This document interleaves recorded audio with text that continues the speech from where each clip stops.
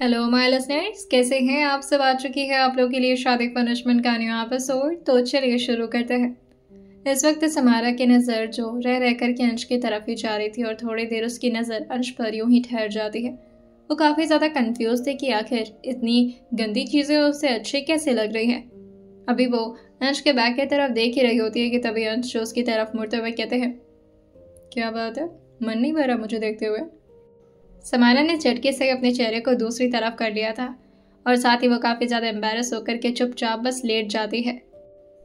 आज कहीं ना कहीं पहली बार अंश की किसी हरकत से समारा के चेहरे पर बहुत ही प्यारी सी मुस्कान आ गई थी, जो कि समारा को लगा था कि अंश नोट नहीं कर पा रहे, लेकिन अंश जो कि अपने ठीक पीछे लगे मिरर की तरफ ध्यान से देख रहे थे और उसी तरफ इस वक्त समारा ने अपने करवट को कर रखा था, जिसमें उसके चेहरे पूरी तरह से साफ नजर आ रहे थे। अंश अपने रेड वाइन को अपने ग्लास में लेते हैं और धीरे धीरे उसे सिप करते हुए लगातार बस समारा को देखे जा रहे थे। थोड़ा देर इसी तरह देखने के बाद वो धीरे से उसके चेहरे के पास आते हुए कहते हैं, उफ, कयामत। जैसे ही समारा यह सुन करके अपनी नजरों को उठाई थी, उसने भी सामने की तरफ देखा था जहां इस वक्त शीशा लगा हुआ था और अंश जो कि आराम से बेड पर टेक लगाए उसी को देख रहे थे। समारा जैसे ही देखती है वो जल्दी से ब्लैंकेट के अंदर अब घुस चुकी थी ताकि उसका चेहरा भी अब शीशे में नजर न आए। वहीं दूसरी तरफ मुंबई में मल्होत्रा एंटरप्राइजेस में इस वक्त सब लोग सुकून से काम कर पा रहे थे, लेकिन बेचारा क्रिश जो कि इस वक्त काफी ज्यादा परेशान होकर के थक हार करके जाता है, अपने चेयर पर बैठता है और उसका चेयर जो कि उसके प्रेशर से हल्का फुल्का रोल करते हुए जाकर के पीछे उसके कैबिन के वॉल से लड़ा था। वो परेशान होकर के अपने सिर को अपने चेयर पर टिकाते हुए कहता है, अरे यार, कहाँ रख दिया मैंने वो पेपर। अगर वो वाली फाइल नहीं मिली ना तो एक तरफ मुझे आंसर मारेंगे और दूसरी तरफ खुराना सर। उसमें सारी डिटेलिंग थी। तभी बाहर से एक लड़का जो कि अंदर की तरफ झांकते हुए बड़े प्यार से पूछता है, मे आई कम इन सर। क्रिश सिर्फ सीनियर्स के सामने ही झुकता था, बाकी के लोगों के सामने तो उसका भी एक अलग रुतबा था। हाँ, वो बात अलग थी कि वो काफी मजाकिया था, लेकिन फिर भी वो इस वक्त काफी ज्यादा फ्रस्ट्रेट होकर कहता है, क्या है, और मुझे नहीं पीनी है कॉफी, कितने बार बोलूं तुम्हें, दिन भर बस कॉफी कॉफी कॉफी। तो पिछले जन्म में कॉफी मशीन थे तुम, या अगले जन्म में कॉफी मशीन बनने का इरादा है तुम्हारा। तभी वो लड़का जो अंदर आते हुए कहता है, क्या सर, आप डांट क्यों रहे मुझे। और तभी उसका पैर जो जाकर के किसी पेपर पर रखा आया था, वो तुरंत ही अपने पैर को हटाते हटाते उस पेपर की तरफ झुकता है और धीरे से उसे उठाकर कहता है, ये पेपर इधर उधर क्यों फैलाया आपने। क्रिश जैसे ही पीछे की तरफ मुड़ करके उसके हाथ में पेपर देखते हुए झट से उसके हाथों से वो पेपर लेते हुए कहते हैं, अरे यार, इसी की तो जरूरत थी मुझे। चल, पहली बार तेरी शक्ल देख करके कुछ अच्छा हुआ है मेरी लाइफ में, अब बोल क्या काम है। वही वो आदमी जो कहता है, आप ऐसे डांटेंगे तो नहीं बताऊंगा। एक तो मैं आपका इतना ख्याल रखता हूँ और आप इस तरह से मुझसे बात कर रहे हैं। मैं तो आपके लिए खुशखबरी लेकर आया था, लेकिन अगर आप ऐसी बात करेंगे तो फिर मैं जा रहा हूँ। और कहीं आप अंश सर की कमी तो नहीं पूरी कर रहे। देखिए सर, एक आप ही तो है जिससे हम लोग अच्छी तरह से बात कर पाते हैं। अंश सर के सामने तो जाने की भी हिम्मत नहीं होती, और अपना तो मैनेजर और एचआर भी इतना ज्यादा अकड़ू है। क्रिश को कोई थोड़ा भी मक्खन लगा दे तो बस वो पिघल जाया करता था। ये सुन करके वो हल्का सा मुस्कुरा कर अमर को बैठने का इशारा करते हुए कहता है, अच्छा बताओ क्या खुशखबरी लेकर आया, बताओ बताओ, सुन रहा हूं मैं। वही अमर जो धीरे से क्रिश के कान के पास आकर झुकते हुए कहता है, आपसे एक सुंदर कन्या मिलने के लिए आई है सर। जैसे कृष्ण ने सुना था वो झट से खड़े होकर कहता है, क्या, मेरी किस्मत इतनी अच्छी कब से हो गई, और मेरा नाम लिया उसने। वही ये बोलते ही जैसे ही वो अमर की तरफ देखा था, अमर की आंखों में बहुत सारी शैतानी नजर आ रही थी। कृष्ण जो एकदम से अपने आप को दोबारा से एज एन असिस्टेंट बना करके थोड़ा प्रोफेशनली पूछता है, कौन मिलने आया है। अमर जो हंसते हुए कहता है, अंदर तो अंदर लड्डू फूट रहे हैं ना। वैसे वो पूछ रही थी, क्रिश सर कहाँ है। मैंने बोला, ठीक है, अगर आप कोई पूछ रही है तो पूछ लेता हूँ, क्या काम है। शायद उसको अर्जुन सर की कंपनी में काम चाहिए था। जैसे कृष्ण ने ये सुना था वो फ्रस्ट्रेट होकर के जोर से टेबल पर हाथ मारते हुए कहता है, शिट, मुझे तो लगा था मेरी फैन होगी, मैं नहीं दिलवा रहा कोई जॉब। एक वो सेंड्रिया को दिलवाया था, कितना नाटक हो उसके बाद। उसको बोलो जाकर के बैठे। जैसे ही अमर ने यह सुना था वो अपनी आंखें बड़ी कर पूछता है, आर यू श्योर ये उसे बैठने के लिए बोलना है, मतलब एक बार देख लो, बहुत सुंदर है। कृष्ण अमर को घूरते हुए कहता है, मैंने कहा ना, उसे जाकर के बोलो कि बैठे, महारानी नहीं है वो कहीं की, बहुत सारा काम है मेरे पास। आ जाते हैं जॉब मांगने। अमर बेचारा क्या करता, वो उस लड़की को जाकर कहता है सॉरी वो सर थोड़ा बिजी अभी। अभी काम करो, आप बैठो, अगर वो फ्री होंगे ना तो मैं आपकी बात करा दूंगा। वहीं वो लड़की जो अपने हाथ में लिए फाइल्स को धीरे से अपने सीने से लगाकर कहती है, पता नहीं यहाँ पर भी जॉब मिलेगी या नहीं, क्या करूँगी मैं। अगर मुझे यहाँ भी जॉब नहीं मिले तो भाई मुझे कहीं और जॉब नहीं करने देंगे। ये लास्ट ऑप्शन है मेरे पास, हे भगवान प्लीज। वहीं एक तरफ इस वक्त अर्जुन जो कि काफी ज्यादा परेशान थे क्योंकि अभी भी अनु उनको बाथरूम के अंदर ही बंद की हुई थी। अर्जुन जो तंग होते हुए कहते हैं, अनु बस भी करो यार, कितना तंग करती हो मुझे, खोल भी दो। अनुज हंसते हुए कहती है, मेरे साथ नहाना था ना, अब नहाइए आप मेरे साथ, हो गए आपके शौक पूरे। जैसे ही उसने ये बोला था अर्जुन जो परेशान होकर कहते हैं, जैसा भाई वैसी बहन, दोनों के दोनों मेरा सर खा कर रखे रहते हो। और फिर वो धीरे से कहते हैं, रहम करो अनु, प्लीज खोल दो यार, मैं कब तक यहीं पड़ा रहूंगा, 1 घंटे से ऊपर हो गए हैं। ये सुनते ही अनुज हंसते हुए कहती है, आपको उसमें सिर्फ 1 ही घंटे का पता चला, क्योंकि जहां तक मेरे हिसाब से है तो 2-3 घंटे तो वैसे ही हो गए, और मैं जा रही हूँ बाहर धूप लेने के लिए, आप रहिए यहीं पर। आज जो थोड़ा देर समारा को आराम करने देते हैं और उसके बाद से अपने फ़ोन से कुछ मैसेज कर दिए थे किसी को। जैसे ही वो दरवाज़ा नॉक करना शुरू की थी, समारा झट से उठ करके बैठ गई थी। अंश ने जैसे ही दरवाज़ा खोला था, 2 स्टाफ जो कि रोलिंग गारमेंट रैक को लेकर के आ रही थी, जिस पर हैंगर्स में कुछ कपड़े टंगे हुए थे। समारा ये सब देख करके थोड़ा परेशान होकर के अपने आप को अच्छी तरह से ब्लैंकेट से कवर करने लगती है कि कहीं उसके शरीर का हिस्सा कोई देख ना ले। वो दोनों स्टाफ जो कि अपने सिर को हल्का सा झुका करके अंश के सामने वहां से बाहर निकल गए थे। जैसे अंश ने दरवाज़ा बंद किया था, वो समारा की तरफ देख कर कहते हैं, अब उसी के अंदर रहना है तुम्हें, पूरी हनीमून वहीं पर मनाओगी। समारा थूक गटकते हुए कहती है, तो अब क्या करना है। अंश उसको डरता हुआ देखकर कहते हैं, वैसे मैं तो सोच रहा था कि तुम्हें कपड़े पहनने का 1-2 ऑप्शन दे दूं, लेकिन अगर तुम्हें नहीं पहनना तो ठीक है, मैं बोल देता हूँ स्टाफ से। जैसे ये बोलकर अभी वो दरवाजे के पास जाते स्टाफ को बुलाने के लिए, वो सिर्फ ये समारा को दिखाने के लिए कर रहे थे। समारा जोर से उनको रोकते हुए कहती है, नहीं नहीं, मुझे पहनना है मुझे। अंश हल्का सा हंसते हुए कहते हैं, हाँ तो ठीक है ना, तुम्हारे लिए आया, मैं भी जाता हूँ शावर लेने, तुम भी जा करके तैयार हो जाओ। समारा उन ड्रेसेस को देखकर कहती है, ये सब पहनना है मुझे। अंश कहते हैं, कम ऑन, अब सारे एक साथ कैसे पहन सकती हो, आई थिंक तुम्हें ये ट्राई करना चाहिए। समारा को इस वक्त अंश जो कि शर्ट और एक ट्राउज़र दे रहे थे और उसके साथ ही ट्राउज़र में बेल्ट भी लगा हुआ था। समारा को ये काफ़ी प्रोफेशनल ड्रेस लगता है और वो काफ़ी खुश होती है ऐसे ड्रेस को देखकर, क्योंकि मूवीज़ में जब भी वो इस तरह के कपड़े को देखती थी पहना हुआ, उसे बड़ा मन करता था कि वो भी इस तरह के कपड़े को पहने। अंश की तरफ वो देख करके हल्का सा स्माइल करते हुए कहती है, थैंक यू, मुझे तो लगा था आप दोबारा से मुझे ये फ्रॉक वगैरह या गाउन वगैरह पहनाएंगे, मुझे इस तरह के कपड़े बहुत पसंद है। अंश उसकी बात को सुनकर कहते हैं, और मुझे तुम्हारी पसंद का ख्याल रखना पसंद है, तुम पहनो इसे, मैं आता हूँ। समारा जो अब उन कपड़ों को पहनना शुरू कर चुकी थी, जैसे ही वो भी अंश के शर्ट को अपने शरीर से उतार रही थी, वो इस वक्त मिरर के ठीक सामने खड़ी थी और उसके शरीर पर वो बने हुए निशान जो कि अंश नहीं बनाए थे उसे घूरते हुए कहती है, गंदे कहेंगे। वो जैसे ही अभी शर्ट और ट्राउजर को पहन करके पूरी तरह से रेडी हुई थी, अपने आप को ही देखकर उसे ऐसा लग रहा था जैसे वो कोई नॉर्मल समारा नहीं बल्कि वो समारा हो जो कि उसे बनना था। वो काफ़ी क्लासी लग रही थी इसमें, और वो अपने बालों का हाई पोनी बना लेती है और साथ ही उसके आगे कुछ बेबी हेयर्स अपने आप ही निकल जाया करते थे, उसे भी वो ठीक करके अब हल्का फुल्का अपने चेहरे पर मेकअप करते हुए वो पूरी तरह से रेडी हो चुकी थी। लेकिन इस वक्त उसके पास पैर में पहनने के लिए कुछ नहीं था। अंश के अब कपड़े पहन करके वो भी बाथरूम से बाहर की तरफ निकल रहे थे और समारा को इतने प्रोफेशनल और ऑफिशियल ड्रेस में देखा था। पीछे से ही उसकी तारीफ करते हुए धीरे से कहते हैं, तुम्हारी लाइफ ऐसी होती अगर तुम्हारे मॉम डैड आज तुम्हारे साथ होते तो। कहीं ना कहीं बार बार अंश के दिमाग में ये गिल्ट आ ही जा रहा था समारा को देखकर कि उसके मॉम डैड के साथ जो भी कुछ हुआ है उसमें कहीं ना कहीं वो भी थोड़ा बहुत तो भागीदारी है ही। और ये सोच कर ही उनका दिल दहल जा रहा था कि जिस दिन समारा को ये बात पता चली क्या होगा। लेकिन फिर वो अपने दिमाग से सारे नेगेटिव ख्यालों को छटकते हैं और जाकर के पीछे से समारा की गालों को खींचते हुए कहते हैं, लुकिंग क्यूट। समारा जो अंश की तरफ देखकर कहती है, मुझे ये ड्रेस बहुत अच्छी लग रही है, मुझे इस तरह के कपड़े पहनना बहुत पसंद है। अब मैं कुछ बड़ी बड़ी जैसी लग रही हूँ ना, जैसे वो होती है ना कुछ औरतें जो वो ऑफिस जाती हैं, काम करती हैं। अंश को उसकी आंखों में एक अलग सा लाइट नजर आ रहा था ये सारी बातें जब वो कर रही थी। अंश जो कि अपने दोनों हाथों का भार उसके कंधे पर टिकाते हुए कहते हैं, तो तुम्हें ऐसी लाइफ जीना है।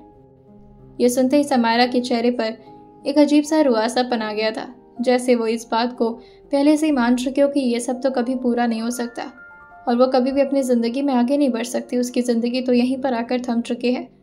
और समायर अपने चेहरे पर ज़बरदस्ती की स्माइल लाते हुए कहती है, मैं बनूंगी ना, अच्छी शेफ बनूंगी और बड़े होटल में काम करूंगी।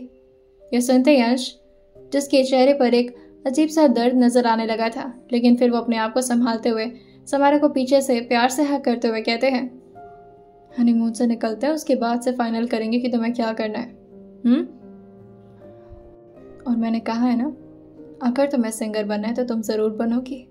ये सुनते ही समारा जो डर कर कहती है, नहीं मैं नहीं बन सकती, आप छोड़िए ना, आप जाइए, तैयार हो जाइए, हमें घूमने भी तो जाना है ना, और फिर हम ना छुपन छुपाई भी खेलेंगे, मुझे बहुत पसंद है। ऐसा लग रहा था समारा के चेहरे को देखकर कि वो कुछ छुपा रही है अंश से, और वो अंश के सामने इस तरह की बातें नहीं करना चाह रही। अंश भी इस बात को नोटिस तो कर लिए थे, लेकिन वो उसको ज्यादा जबरदस्ती नहीं करते। उसके पैरों को वो ध्यान से देख रहे थे, जो कि वो बार बार उठाने की कोशिश कर रही थी। ऐसा लग रहा था जैसे वो हील पहनी हुई, और ऐसा वो सिर्फ एज्यूम कर रही थी और बार बार खुद को शीशे में देखी जा रही थी।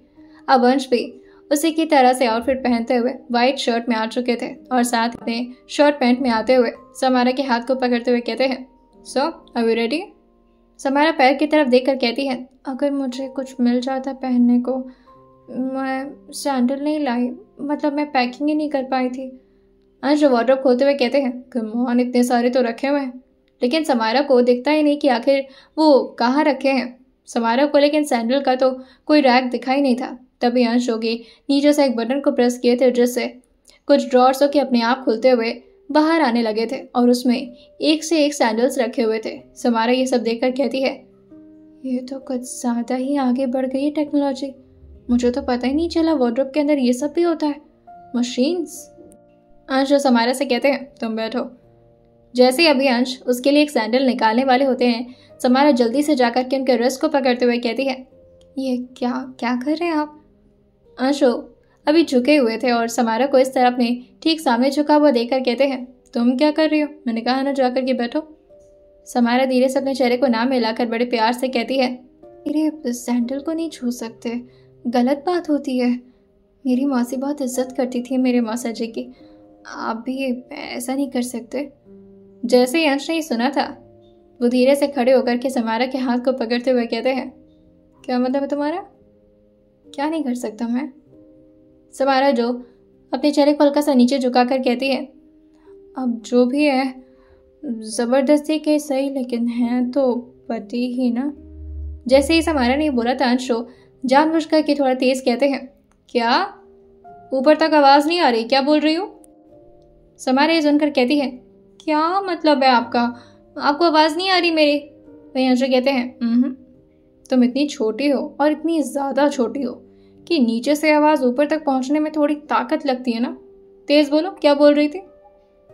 वो बार बार समारा के मुंह से सुनना चाह रहे थे कि आखिर क्या बोला है समारा ने अंश को। समारा जो धीरे से कहती है, अब जो भी है जबरदस्ती के सही, पति हैं तो थोड़ी इज्जत तो करनी पड़ेगी। प्रिटेंड करते हुए कहते हैं, मुझे अभी भी आवाज नहीं आई, फिर से बोलना। अब समारा तंग आ चुके थे और गुस्सा करते हुए कहती है, कुछ नहीं।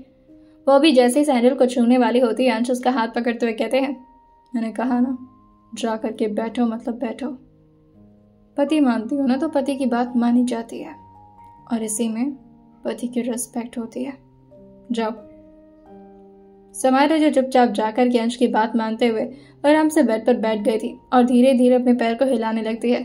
अंश रुक के समारा के लिए एक वाइट जूती निकाले थे, जो कि काफी ज्यादा हाई हील वाली थी, और ले जाकर के जैसे अभी वो झुक करके समारा के पैरों में उसे पहनाने वाले होते हैं, समारा झट से अपने पैरों को पीछे करते हुए कहती है, धत तेरी की, आप ये कर क्या रहे, पाप पड़ेगा मुझे। अंश जैसे ये सुने थे वो हंसकर कहते हैं, ये कहाँ से सीख कर आई हो तुम ऐसी गंवारों वाली बातें? पैर दो। समारा अपना पैर दोबारा से पीछे करके अपने चेहरे को जल्दी जल्दी नाम हिलाते हुए कहती है, मना किया ना, नहीं दे सकती। अंशु काफी गुस्से में कहते हैं, ये पैर मुझे दे दो। जैसे ही अंश नहीं बोला था समारा को हंसी आ गई थी और वह हंसते हुए सुन करके समारा जो हंसते हुए कहती है, अब पैर ले जाकर पका कर खाएंगे क्या मेरा? ऐसे क्यों बोल रहे हैं गब्बर से? अंश जो कि उसके पैरों को धीरे से अपने हाथ आगे बढ़ाकर मांगते हुए कहते हैं, ये पैर मुझे दे दो प्लीज। समारा जो धीरे से अपने चेहरे को नाम मिलाकर कहती है, मैं आपके हाथों पर अपना पैर नहीं रख सकती, इससे मुझे पाप पड़ेगा, वो भी बहुत बड़ा वाला। अंशु की गुस्से में कहते हैं, तुम फिर मेरी बात नहीं मान रही हो, क्या चाहती हो मुझे गुस्सा आ जाए? समारा जो रिक्वेस्ट करते हुए कहती है, ऐसे क्यों करना है, आप रहने। लेकिन तभी खुद ही अंश जो कि उसके पैर को पकड़कर जैसे अभी उस जूती में डालने वाले होते हैं, वो एहसास ही समारा के लिए इतना अजीब था जिससे वो दोनों हाथों को ले जाकर के बेडशीट पर जोर से पकड़ ली थी और अपनी आंखों को भी धीरे से बंद कर ली थी। तभी अंश उसको बहुत ही ध्यान से देखते हुए कहते हैं, पागल कहेंगे। अब उसके दोनों पैरों में जूती जो कि काफी अच्छे से फिट आ चुकी थी। समारा जैसे ही खड़ी हुई थी उसे पहले तो काफी ज्यादा अनकंफर्टेबल फील होता है क्योंकि वो इस तरह के सैंडल्स तो कभी पहनकर चली ही नहीं थी। एक कदम भी चलना उसके लिए मुश्किल हो रहा था। लेकिन अंश जो कि उसका हाथ पकड़ते हुए कहते हैं, चलो तो सही। समारा डरते हुए कहती है, ये क्या है, इतना लंबा लंबा हील्स है, इसमें चल नहीं पाऊंगी, मैं गिर जाऊंगी। वो अंश को काफी बुरी तरह से पकड़ रखी थी और इस वक्त वो अंश के शर्ट के भरोसे ही चल रही थी। अंश जो कि उसको संभालते हुए कहते हैं, डोंट वरी, मैं गिरने नहीं दूंगा। प्रोफेशनल लुक देने के लिए तुम्हें थोड़ा बहुत तो एडजस्टमेंट करनी पड़ेगी ना। वही अब वो दोनों आ चुके थे अनु और अर्जुन के कमरे के बाहर, इस वक्त जहां वो लोग बेडरूम में स्टे लिए थे। अंशु उनके कमरे के दरवाजे को नॉक तो कर रहे थे लेकिन इस वक्त दरवाजा खोलने के लिए वहां पर कोई था ही नहीं क्योंकि अनु और अर्जुन के बीच तो झगड़ा चल रहा था। तभी अंशु काफी जोर से दरवाजे पर अपना हाथ टाप करते हुए कहते हैं, कोई है अंदर, क्या चल रहा है? जैसे ही अनु ने अंश की आवाज सुनी थी वो झट से जाकर के दरवाजे को खोलती है और उसके दरवाजे खोलने के बाद इस वक्त अंदर से काफी तेज तेज आवाज आ रही थी, छोड़ूंगा नहीं मैं तुम्हें, एक बार तो मुझे बाहर आने दो, उसके बाद जैसे तुम हो बिल्कुल वैसे ही तुम्हारा भाई है, और कब तक मुझे अंदर बंद करके रखोगी तुम? तुम्हें क्या लगता है तुम बच जाओगी मुझसे? मैं भी देखता हूँ कौन बचाता है तुम्हें। अनु जो आकर के विक्टिम बन करके अपने भाई के सीने से लगते हुए कहती है, देखिए ना, ऐसे डराते रहते हो मुझे, बताइए मेरी कोई गलती है इसमें? ऐसे कैसे कर सकते हैं? हाँ, आप जाकर के खोलो दरवाजा। अंशु काफी गुस्से में कहते हैं, रुको, ऐसे तो मैं देखता हूँ। अनु जो तैयार होकर के समारा से कहती है, चलो तुम मेरे साथ, अब इनको संभालने दो। जैसे समारा अनु को हंसता हुआ देखती है वो एकदम से शॉक होकर कहती है, अभी तक तो तुम रो रही थी, अर्जुन जी ने डांटा क्या तुम्हें? और वो इतना तेज तेज चिल्ला क्यों रहे? तुम हंसने क्यों लगी? समारा को इतने सारे सवाल करता देख करके अनुज उसको गले लगाते हुए कहती है, अरे यार तुम कितनी क्यूट हो। वो क्या है ना कि अर्जुन जी मुझे परेशान कर रहे थे तो बस मैंने भी अपना तरीका इस्तेमाल करके उन्हें परेशान कर दिया। अब मौके से मेरे भाई भी मौजूद हो गए तो फिर मैं क्या करूं? डबल परेशानी तो बनती है ना उनके लिए। खैर, तो वैसे तुम बहुत अच्छी लग रही हो, चलो हम बाहर चलते हैं। अनु तो दौड़े जा रही थी, वो भी हाई हील्स पहन करके, लेकिन समारा को प्रॉब्लम हो रही थी जिससे वो अनु का हाथ पकड़ते हुए कहती है, नहीं रुको, आराम से चलो, वो मैंने पहली बार इतने लंबे लंबे हील्स पहने ना तो दिक्कत हो रही है। उसके हील को देखकर अनु हंसते हुए कहती है, ये लंबे हील है? अरे यार तुम ना कार्टून हो, चलो हम धीरे धीरे चलेंगे। इतना धीरे ठीक है? वो एकदम से स्लोमो करने लगी थी जिसे समारा उसको घूरते हुए कहती है, चढ़ा रही हो मुझे?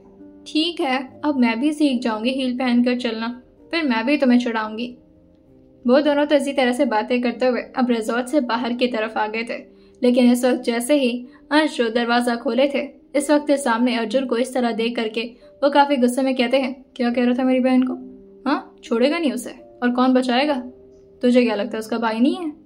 अर्जुन जैसे ही अंश को यहाँ पर देखे थे वो झटके से अपने टॉवल के छोर को काफी जोर से अपने टॉवल के अंदर खोसते हुए बाहर की तरफ आकर कहते हैं, कहाँ है वो? है कहाँ वो? छुपकली कहीं की, कहाँ छुप करके बैठी है? अंश अर्जुन को अपनी तरफ घुमाकर दिखाते हुए कहते हैं, इधर मुझसे बात करो, नजरें क्यों फेर रहे हो? अर्जुन जो अंश से पूछते हैं। तुम कहाँ से आ गए मियाँ बीवी के बीच में? अर्जुन की बात सुनकर अंश कहते हैं, मैं बीच में आ गया? हाँ, बेचारी रो रही थी वो। अर्जुन जो मुंह बनाकर कहते हैं, रो रही थी वो, मगरमच्छ के आंसू हैं उसके। तू कभी रोता है तो वो कहां से रोएगी? एक तो मुझे फंसा करके तुम्हें सामने खड़ा कर दिया अपने लिए लड़ने के लिए। क्या शातिर भाई बहन है दोनों। रुको, तैयार होकर के मिलेगी तो वो है ही मुझे, रात में बताऊंगा उसे। जैसे ये बोलकर अभी अर्जुन वार्डरोब की तरफ जा रहे थे फ्रस्ट्रेट होते हुए, अंश उनका हाथ पकड़ते हुए कहते हैं, 1 मिनट, मेरी बहन से दूर रहना और कोई भी कांड किया ना तो जान लेना, ठीक नहीं होगा तेरे लिए। अर्जुन जो हंसते हुए कहते हैं, अभी जा, वरना मैं टॉवल नीचे उतार रहा हूं। और फिर जैसे अंश उनका इशारा समझे थे, वो काफी गुस्से में बाहर की तरफ निकलते हुए कहते हैं, भाड़ में जा तू। अनु जो इस वक्त येलो कलर का नी लेंथ फ्रॉक पहनी हुई थी, जो कि काफी ज्यादा क्यूट लग रहा था उसके ऊपर, और वहीं समायरा जो कि बिल्कुल प्रोफेशनल ऑफिशियल ड्रेस में थी। अर्जुन और अंश भी अब बाहर की तरफ आ रहे थे और दोनों की भौवें जो एकदम सिकुड़ी हुई थी। दोनों वैसे गुस्से में तो एक जैसे ही थे। अर्जुन को भी जब गुस्सा आता था वो भी बहुत ज्यादा खौफनाक बन जाते थे, और इस वक्त अनु पर वो बहुत ज्यादा नाराज थे। रिजॉर्ट से बाहर आते ही उन लोग के भी चेहरे पर अब धीरे धीरे धूप पड़ने लगी थी। अंश जो कि अपने वॉच की तरफ देखते हैं और फिर अपने फोन की तरफ। तभी अर्जुन की नजर अनु पर पड़ती है, जो कि इस वक्त समायरा के साथ एंजॉय कर रही थी। वो झट से काफी तेज रफ्तार से अनु का हाथ पकड़ते और उसे अपनी तरफ खींचते हुए कहते हैं, इधर सुनो। बच करके निकल गई तो। जैसे ही अर्जुन ने काफी जोर से अनु का हाथ पकड़ा था, तभी अनु जो दोबारा से अपने मुंह को क्यूट पपी की तरह बना करके अंश की तरफ देखकर कहती है, भाई देखिए ना। वो इस वक्त तुषार को अपने मेंशन के आसपास लगा चुके थे और साथ ही उनके बहुत सारे बॉडीगार्ड्स भी इस वक्त नजर रख रहे थे सम्राट और बाकी के लोगों पर। वो बस चेक कर रहे थे कि उनके फोन पर किसी का मैसेज पहुंचा या नहीं। लेकिन जैसे ही अंश की नजर इस वक्त अनु के फेस की तरफ जाती है, वो अर्जुन की तरफ काफी गुस्से में घूर रहे थे। लेकिन अर्जुन भी अब अंश को तंग करते हुए अनु के हाथ से अपना हाथ हटा करके उसके कमर पर काफी हक से ग्रैब करते हुए कहते हैं, शी इज माई वाइफ। अगर तुम्हें कोई प्रॉब्लम है तो अपनी नजरें फेर लो, हम जा रहे हैं। अगर आप लोग को आना है हमारे साथ तो आइए, वरना आप लोग के लिए दूसरा रास्ता भी तैयार है। और ये बोल करके वो अपने ठीक सामने वाले, यानी कि जिस रास्ते पर अर्जुन और अनु नहीं जाने वाले थे, उस रास्ते पर इशारा कर दिए थे। तभी अंश अनु से कहते हैं, कोई भी बात होगी मुझे तुरंत कॉल करना। अनु जो अपने भाई की बात पर अपने सिर को हाँ मिलाकर कहती है, हाँ भाई, और आप भी तुरंत फोन उठा लीजिएगा, अगर ये परेशान करेंगे तो मैं आपको बता दूंगी। तभी समायरा धीरे धीरे अंश के हाथों पर टैप करते हुए कहती है, वो झूठ बोल रही है, फंसा रही है अर्जुन जी को। आपको पता है वो हंस रही थी अभी, बेचारे अर्जुन जी। जैसे अंश ने समायरा के मुंह से सुना था, वो काफी गुस्साते हुए कहते हैं, क्या? कौन बेचारा? समायरा जो धीरे से पीछे होकर कहती है, क्या हो गया, मैं तो बस कह रही थी। तभी पीछे एक दीवार था जिसे अंश जो कि समायरा को उस पर लड़ाते हुए कहते हैं, ज्यादा ना उसे फेवर करने की जरूरत नहीं है, और मुझे पता है मेरी बहन मजाक कर रही थी। तभी समायरा हल्का हल्का मुस्कुराने लगी थी। अंश जो कि उसका हाथ पकड़कर अभी धीरे धीरे आगे की तरफ चल रहे थे, लेकिन समायरा को इस तरह मुस्कुराता हुआ देखकर कहते हैं, क्या हुआ? समायरा जो कुछ सोचते हुए कहती है, फिर तो ये काम मैं भी कर सकती हूँ। उसने बात बहुत धीरे बोली थी कि अंश को भी सुनाई नहीं देता आसपास के शोर की वजह से। अंश उसकी तरफ हल्का सा झुकते हुए पूछते हैं, क्या? लेकिन तभी समायरा जो सामने की तरफ देखकर कहती है, नहीं कुछ नहीं, चलिए ना, कितनी अच्छी जगह है ये। आइए जानते हैं अब आने वाले एपिसोड में क्या होने वाला है, और सुनते रहे शादी पनिशमेंट सिर्फ और सिर्फ स्टोरी विद सौम्या के साथ।